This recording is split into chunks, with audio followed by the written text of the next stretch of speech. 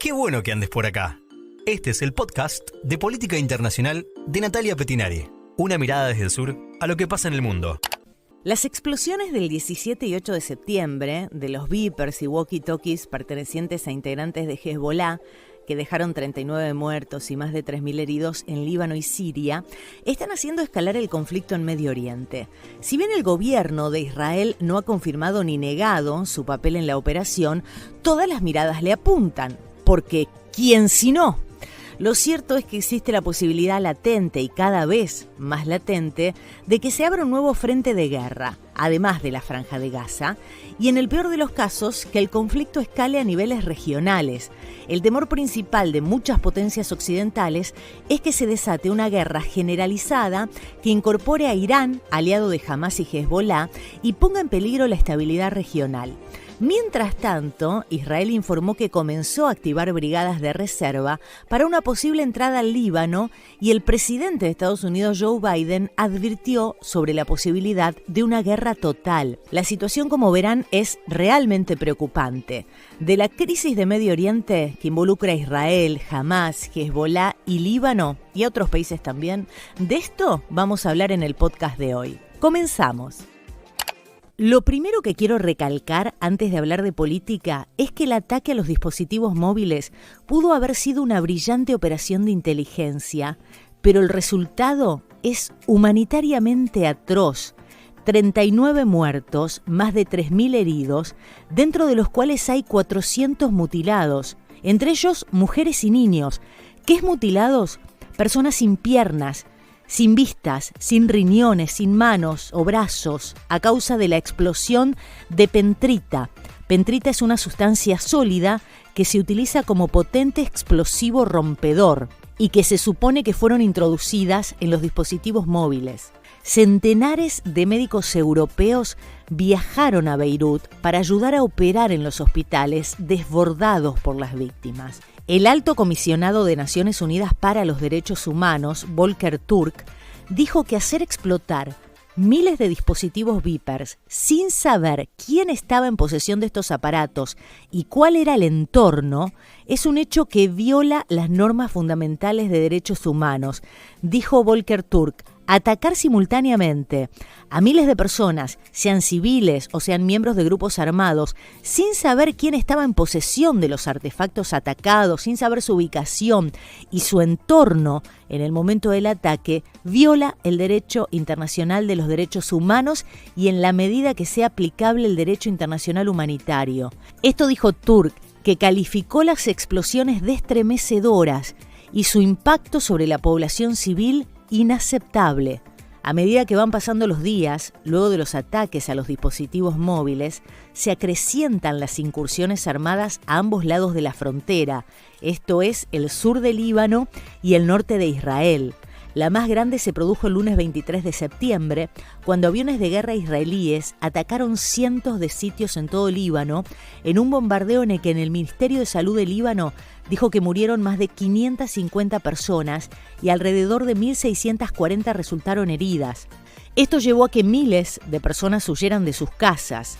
Israel dijo que en este ataque eliminó un comandante de Hezbollah en Beirut. En tanto, el miércoles 25 de septiembre, Israel interceptó el primer misil de largo alcance que Hezbollah disparó hacia Tel Aviv, aunque fue derribado por la defensa antimisiles. Hezbollah confirmó el lanzamiento y dijo que se trata de un misil balístico Qader-1 que fue disparado apuntando a la sede del Mossad en los suburbios de Tel Aviv.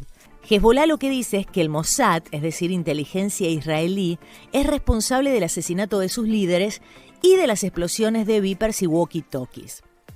Lo cierto es que la magnitud del ataque a los dispositivos hermanos de Hezbollah denota que ha habido una larga preparación y planificación que incluyó a terceros actores. Distintos informes expresan que los aparatos de comunicación fueron intervenidos y modificados con trampas explosivas antes de entrar al Líbano. Como decía recién, se habla de que contenían pentrita, esta sustancia sólida, ¿no?, que se utiliza como un potente explosivo rompedor. Y otro tema es, ¿quién fabricó los Vipers y walkie-talkies? Se sabe que fueron diseñados por Gola Polo, una empresa taiwanesa, Pero esta aseguró que los que llegaron a mano de Hezbollah no fueron fabricados por ella, sino que tienen un acuerdo con una empresa húngara que se llama Back Consulting KFT y que la partida que llegó al grupo terrorista procedía de Hungría. Pero parece que no, parece que hubo otra mano en el medio y se habla de que los dispositivos pasaron antes por Bulgaria y luego fueron enviados a Hungría y de ahí a Líbano. El gobierno taiwanés, mientras tanto, inició una investigación al respecto. Aunque más allá de estas cuestiones logísticas que se encuentran en investigación, el éxito de este ataque golpeó al corazón de las comunicaciones del grupo islamista y deja a Hezbollah vulnerable y debilitado. En cambio, Israel eleva su posición. Una semana después del golpe, el primer ministro Benjamín Netanyahu anunció que su país seguirá bombardeando posiciones del grupo islamista en Líbano y Netanyahu aclaró esto, dice, le digo a la gente de Líbano que nuestra guerra no es contra ustedes, es contra Hezbollah. Los ataques israelíes están produciendo un gran éxodo de libaneses que viven en la frontera. Desde el 7 de octubre del 2023, cuando Hamás invade Israel, Hezbollah bombardea casi diariamente su frontera sur con Israel en solidaridad con Hamás. Son embestidas de baja intensidad que crearon un segundo escenario de conflicto. Y es la estabilidad de este territorio limítrofe una preocupación creciente para el gobierno de Netanyahu, porque se calcula que desde hace casi un año más de 70.000 ciudadanos israelíes han tenido que abandonar sus hogares debido a los constantes ataques desde Líbano. Por esto el gobierno ultraderechista decidió actuar. Luego de la ofensiva con los dispositivos, el ministro de Defensa israelí, Yoav Gallant, ha hablado de una nueva etapa en la guerra y confirmó que la misión es clara y simple: devolver a los residentes de las comunidades del norte a sus hogares de manera segura. En contraposición, el líder de Hezbollah, Hassan Nasrallah, expresó que los llamados colonos y ocupantes de la Palestina ocupada, a los que ustedes llaman residentes, nosotros los llamamos colonos y ocupantes de la Palestina ocupada. Además, calificó las explosiones de los Vipers y walkie-talkies como una declaración de guerra, y Nasrallah no dio detalles, pero sí prometió tomar represalias y afirmó: no escucharán hablar de ello, pero lo verán. Ahora, ¿qué desafío se enfrenta a Israel al medirse contra Hamás y ahora Hezbollah? El Partido de Dios libanés, Hezbollah, se formó luego de que Israel invadiera el sur del Líbano en 1982, en lo que se conoce como la Primera Guerra entre ambos países, que duró 3 años, la Primera Guerra entre Israel y Líbano. En su manifiesto, Hezbollah planteó que la destrucción del joven Estado de Israel era un objetivo clave de su accionar.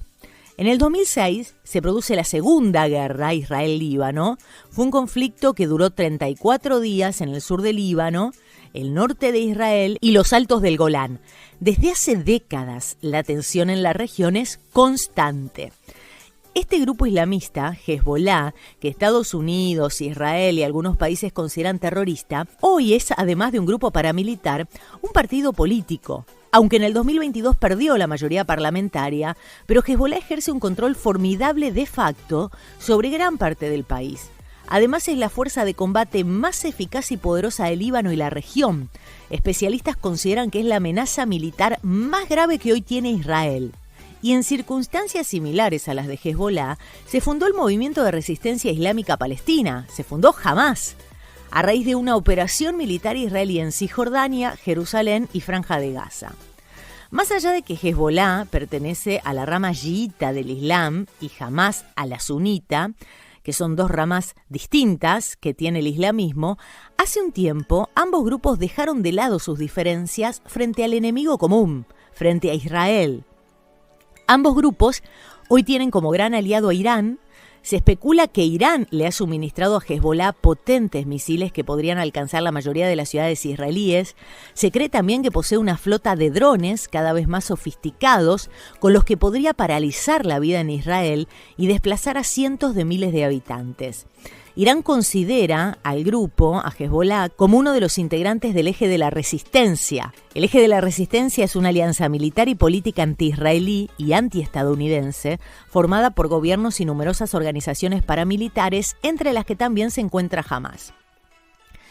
En tanto, la administración de Israel, desde el 2022, está conformada por una serie de partidos ultranacionalistas y ultrarreligiosos que representan una facción menor en Israel en términos políticos, pero que sí tienen una influencia considerable sobre el poder ejecutivo, porque su ausencia, que le permitió a Netanyahu formar poder, podría exponerlo a decenas de cargos de corrupción que lo acechan, con el peligro de una posible condena, y Netanyahu podría ir preso. Son estos grupos, que son inflexibles a una negociación con Hamás, los que presionan a Netanyahu y los que promueven la anexión de los territorios palestinos sin aclarar qué sucedería con los habitantes originarios de estos territorios. En ninguna de las declaraciones de funcionarios del gobierno israelí actual se incluyen a los palestinos como una opción para la paz. Las propuestas van desde la ocupación o expulsión de los palestinos o del norte de la Franja de Gaza o bien de la Franja de Gaza completa. Algunos llegaron a graficar planes sobre una virtual gobernación de Gaza. Por ejemplo, el ministro de Hacienda, Bezalel Smotrich, uno de los más rígidos ultrarreligiosos del gabinete, aclaró que el territorio, que Franja de Gaza, no será devuelto a los habitantes de Gaza. Y el miércoles 25 de septiembre el ejército israelí informó que estaba activando las reservas. ¿Por qué? En respuesta al aumento de tensiones con Hezbollah, e indicó que se está preparando para una posible operación terrestre en el Líbano. Lo hizo justo después de afirmar que interceptó un misil balístico disparado por Hezbollah a Tel Aviv, que como dijimos fue el primer cohete de este tipo dirigido a la ciudad más grande del país.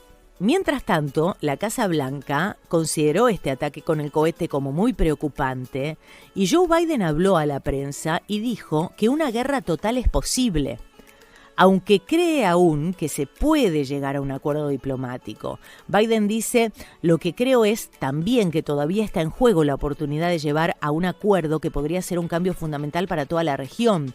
Hay que acordarse que el Departamento de Defensa de Estados Unidos todavía está buscando una solución diplomática con Qatar y Egipto por un alto el fuego y por la devolución de los rehenes. Lo cierto es que Estados Unidos enviará fuerzas adicionales a la región después de que el conflicto comenzó a calentarse con Líbano. Otro país que intenta mediar es Francia. Francia para Líbano es la madre patria. El Líbano fue un protectorado francés, los libaneses hablan francés, estudian en Francia, y luego de los primeros ataques, Macron se comunicó con funcionarios libaneses e israelíes y les expresó que el Líbano debe ser preservado y la guerra debe ser evitada, y que existe una vía diplomática. Y Macron también habló en la Asamblea General de Nueva York, que se produjo esta semana, con Amos Hochstein, que es el enviado norteamericano, para encontrar un camino para un alto el fuego. Pero los norteamericanos no quieren la prolongación de este conflicto y menos durante la campaña electoral. Macron en su discurso en la ONU pidió que Israel detenga la escalada en el Líbano y que Hezbollah, el Hezbollah libanés, frene su fuego hacia Israel. Pedimos firmemente a Israel que detenga la escalada en el Líbano y a Hezbollah que deje de disparar, es lo que declaró, afirmando que Israel no podría extender sus operaciones en el Líbano sin que haya consecuencias.